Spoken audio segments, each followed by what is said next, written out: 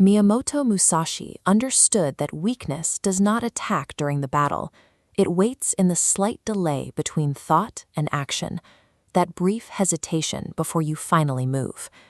Over the next 5 minutes, we are going to eliminate that hesitation. We will translate Musashi's 10 philosophical disciplines into a physical, actionable routine, the warrior's daily protocol. To begin, get a physical notebook and a pen. Do not open a notes app. Do not use your phone. We need to build this outside the reach of screen distraction. The core philosophy of this practice is direct. Mental toughness is not a fleeting mood you try to catch. It is a binary, actionable system that you engineer. Relying on motivation guarantees failure because feelings change hourly. An engineered physical system survives the unpredictable storms of the mind because it does not ask for permission to operate. Step 1 of the protocol covers Musashi's 1st and 9th disciplines, rising without negotiation and accepting death daily. In your notebook, write down your exact wake-up time. Right next to it, write your very first physical action. The primary trap here is the morning debate. Do not consult your mood, and do not wait for your body to feel fully rested or ready before you push back the blankets. Musashi urged warriors to think of death in the morning and evening. You operate on borrowed time, and tomorrow is not guaranteed. Wasting the morning on excuses disrespects the time you have left. Winning this first immediate movement establishes a firm command structure. If your mind dictates your physical action the second you wake up, it retains that authority for the rest of the day. For step 2, block out a specific time on your schedule for your primary priming or deep work. Disciplines 2 and 3 require you to execute this block without emotion. You do not need to feel inspired to act. You act straight through your internal resistance. Directly underneath your scheduled block, write the rule, 1 task fully. This rule forces a choice between 2 states, an emotion-driven mind scattered in multiple directions, or a disciplined mind that drives forcefully into one target.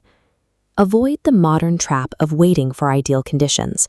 Do not spend 20 minutes finding the right playlist, waiting for the perfect environment, or dividing your attention between your work and your messages. True focus is a fortress you actively guard. You build it by refusing the modern world's addiction to shallow stimulation and narrowing your vision to the single task in front of you. Step 3 evaluates your environment, applying Discipline 4, eliminating the unnecessary, and Discipline 7, living without needing applause. Look at your physical workspace and your habits. Identify 3 specific things that drain your clarity, write them down, and physically cross them out in your notebook. Keeping distractions around just in case creates vulnerabilities. Small indulgences start as minor habits, but they act like vines that eventually strangle a pine tree. At the bottom of this section, write the phrase, "I do not need applause." A warrior withdraws from performing for an audience. If you alter your pace or check the crowd to see who is watching, you compromise your path for the sake of validation.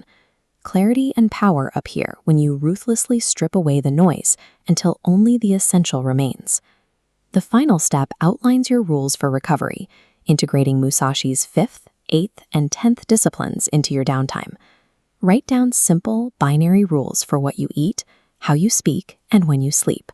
Decide exactly what fuels you and what wastes your energy, so you do not borrow strength from indulgences. Next, schedule a daily 5-minute block of absolute silence. Use this time to practice sitting with discomfort, rather than reaching for a digital escape or a distraction. This controlled approach to rest prevents you from collapsing into sleep like someone fleeing a battlefield. You enter rest with the exact same calm presence you bring to your work. True discipline is an ever-present posture. It reveals itself most clearly in how you conduct the quietest, most ordinary parts of your day when no one is watching. Look at your completed physical notebook. You've created a contract that cuts through mental noise, turning abstract philosophy into a sharp, practical weapon. This document offers immediate psychological relief. By predetermining your actions, you permanently remove the exhausting daily question of who you are going to be today. Your 10th discipline is to hold the line. This is an unyielding vow to maintain your protocol even when external motivation completely burns away. Tomorrow morning, when the alarm sounds, bypass the internal debate. Look strictly at step 1 on your protocol and simply stand up. Mastery is not a final destination.